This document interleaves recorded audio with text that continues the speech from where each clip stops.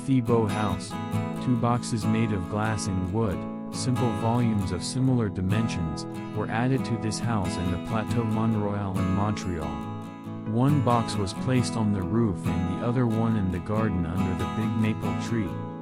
The box in the garden, a playroom for the children, is connected to the interior living spaces and opens up on the courtyard with wide glass doors as a pavilion in the garden.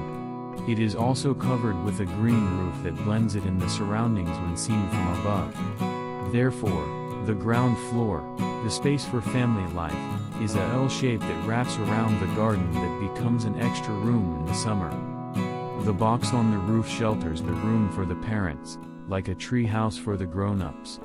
It is a space lined with wood and from where we can see the city and the sunrise. That box on the roof acts also as a light well for the house below. The west corner is completely glazed and an opening was made in the floor below to allow the natural light to flow in and filter all the way to the ground floor through the semi-transparent wood trellis bridge of the second floor. The second floor, the floor of the bedrooms, is calm and airy.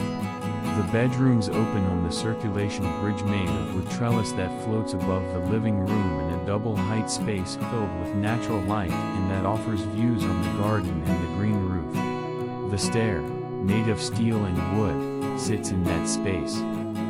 Few materials were used, mainly oiled yellow birch and oxidized steel. Materials that are simple, relatively low cost and local. Quality without luxury.